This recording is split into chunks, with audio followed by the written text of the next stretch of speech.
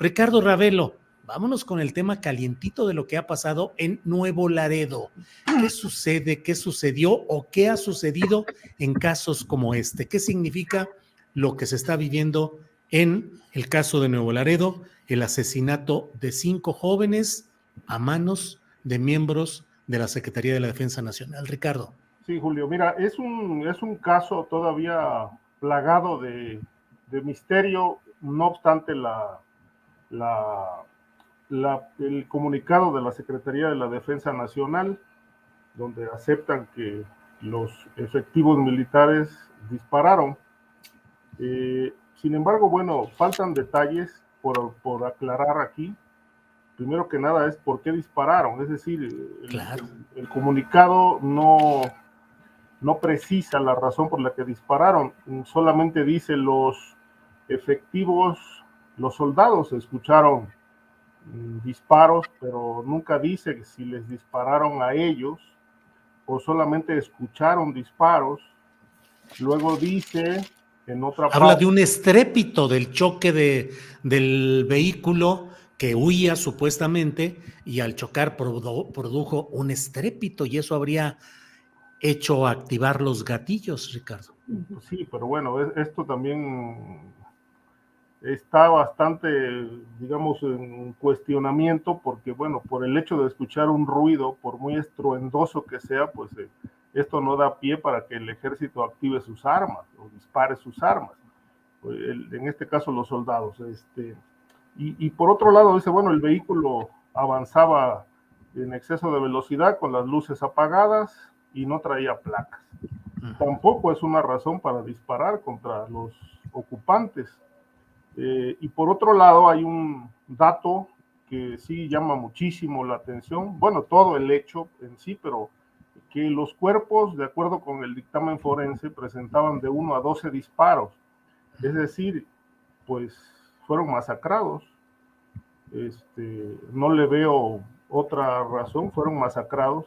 Ahora, ¿cuál fue la razón? ¿Cuál fue el móvil? Esto no nos lo explica la Secretaría de la Defensa Nacional en el comunicado, por cierto, bastante lacónico, y lo deja en manos de las autoridades para que sean las propias autoridades del Estado o la Comisión de Derechos Humanos, que ya intervino extrañamente con cierta celeridad para indagar este asunto, pero más allá de eso, pues aquí está nuevamente en cuestión el tema de la capacidad de los soldados para estar haciendo tareas de seguridad. Es decir, los soldados son muy, pues, ¿qué te diría?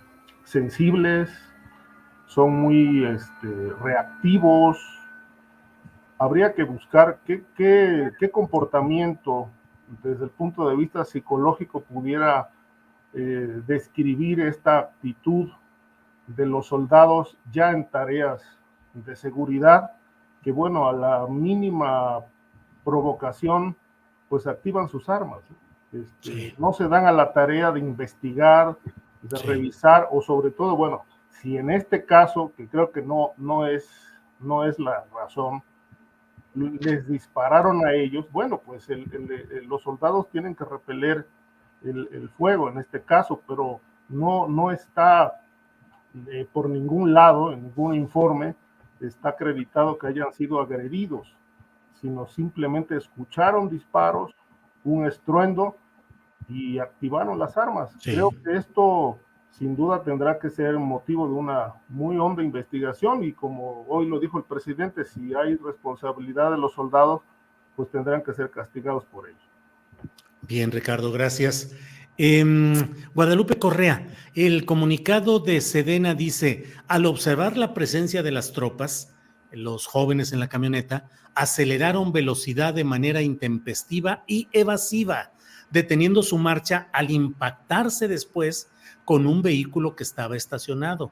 De esta situación, al escuchar un estruendo, el personal militar accionó sus armas de fuego. Suceso que actualmente diversas autoridades investigan para determinar la veracidad de los hechos. ¿Qué opinas de todo lo que ha estado pasando en este tema? Todo lo que ha estado pasando nos lleva a una discusión mucho más profunda sobre pues, el monopolio de las Fuerzas Armadas en seguridad, en todas las labores de seguridad pública a nivel federal. Sin embargo, vamos a tratar ahorita con lo que me leíste, es algo que del comunicado oficial de la Secretaría de la Defensa Nacional, es muy interesante. No hay que adelantarnos, porque como bien dice Ricardo, todavía existen pues muchas dudas. Esto es un enigma todavía que tiene que ser realmente clarificado por una investigación muy a conciencia, aunque desafortunadamente también hay agendas, también a nivel federal, para justificar el papel del ejército. Algunas personalidades más vinculados a lo que algunos se refieren como oficialismo, se adelantaron. Recuerdo un tuit, por ejemplo, de César Gutiérrez, donde dice, miren, se filtró un video donde estos muchachos, al parecer, estaban vinculados con el crimen organizado, y él asegurando que los militares habían hecho esto porque estaban vinculados al crimen organizado. Creo que el día de hoy el presidente fue muy claro en el sentido de que las ejecuciones extrajudiciales no se van a permitir. Esto pasó durante los años de Felipe Calderón de forma muy clara. Las desapariciones forzosas y la ejecución extrajudicial fue una constante, independientemente de que estemos hablando de jóvenes, y no sabemos si estos jóvenes eran inocentes, como hay una versión, o si estaban vinculados al crimen organizado. También es cierta una cosa, en el caso de la hipótesis de que ellos eran inocentes, he escuchado al señor Ramos, el director de la parte de derechos humanos, Raimundo Ramos, de derechos humanos de Nuevo Laredo, que bueno, también unas acusaciones que se le han hecho, se le hizo el cabecismo, porque los grupos vinculados a Cabeza de Vaca, apoyando a Cabeza de Vaca, pues siempre acusaron a Raimundo Ramos de vínculos con la delincuencia organizada, cuando nadie le ha probado todavía nada, no ha sido probado. En Tamaulipas, y quien entiende cómo funcionan las cosas, la política y todo que está vinculado a crimen organizado, los bandos filtran videos, manipulan videos y grabaciones para acusarse los unos a los otros. Eso hay que tenerlo muy claro. Ahora bien, si yo fuera un joven que saliera de un antro, por ejemplo, en estado pues de medio ebriedad, los jóvenes a veces toman de más, y ves a unos militares, pues a veces, no sé por la cuestión de que estás medio tomado, no sé, eso es simplemente una hipótesis, ¿no? No necesariamente el hecho de que tú evadas a la justicia quiere decir que tú estás vinculado con un grupo de crimen organizado. Eso hay que tenerlo bien claro, ¿no? Porque aquí muchos de los que han estado opinando muy a la ligera, pues es que entonces los militares tenían que disparar. No lo sabemos. Creo que es muy importante la investigación judicial en este caso, porque pues muchos en lugar evadirían a la justicia, evadirían a las Fuerzas Armadas. No estoy diciendo ni generalizando, pero también hay extorsión por parte de las Fuerzas Armadas.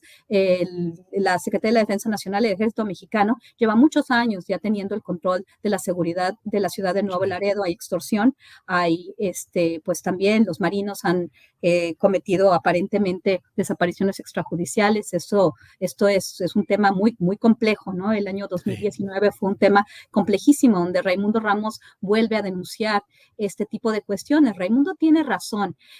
No me gusta tampoco llegar a decir cosas sobre la persona, pero él tiene razón en el sentido de que estas desapariciones extrajudiciales, independientemente de quién sea, de quien estemos hablando, no es una violación flagrante a los derechos humanos. Y aquí no hay buenos ni malos. Aquí parece ser que muchos son malos y algunos son buenos. No sabemos quiénes son los buenos y quiénes son los malos. Entonces no hay que adelantarnos. Es importante la investigación judicial, pero esto también abre más, o de nuevo, esta discusión sobre el monopolio por parte de las Fuerzas Armadas de la seguridad pública a nivel federal. Es muy complejo porque un militar está entrenado para matar. Sí. Esto también es muy importante y tenemos que considerar. Bien, Guadalupe. Víctor Ronquillo. Víctor, mi postura, y pido aquí un minuto para plantearla, la escribí en la columna Astillero publicada hoy en La Jornada, resulta preocupante asimismo la tentativa de repetición de la narrativa calderonista que pretendía justificar la violencia injustificada de las Fuerzas Armadas y las policías mediante la adjudicación de conductas criminales a las víctimas y la peligrosa estigmatización de defensores oficiales o no oficiales de derechos humanos, arguyendo lazos con grupos criminales. Víctor, ¿te pareció, percibiste algo de este tufo de que de pronto pareció que se desató una especie de defender la acción de los militares y decir, pues lo que pasa es que los chavos andaban en malos pasos, aquí hay videos, aquí hay demostraciones? ¿Hay esa tentativa de repetición de una narrativa calderonista, Víctor? Mira, lamentablemente, Julio, estoy de acuerdo, ¿no? Y estoy de acuerdo porque al final de cuentas, hace mucho que no discutimos el papel de las Fuerzas Armadas en tarea de seguridad pública. La Guardia Nacional no ha terminado de afincarse. Lo que es muy evidente es que el Ejército y la Marina pues realizan labores de seguridad pública sin protocolos que garanticen la vida y los derechos humanos de las personas. Más allá de los cursos, más allá de un reiterado discurso político, la realidad resulta abrumadora. Y si bien es cierto que no encontramos masacres perpetradas como ocurrió con el calderonismo, tampoco encontramos capturas de personas a las que se les considera o se les acusa de pertenecer al crimen organizado, que luego son torturadas en cuarteles. Sí encontramos un número importante de denuncias realizadas por otro lado, y lo pongo entre paréntesis, a la ineficaz Comisión Nacional de Derechos Humanos. Solo en 2022 se realizaron 388, repito el número, denuncias, quejas hacia las Fuerzas Armadas en la Comisión Nacional de Derechos Humanos.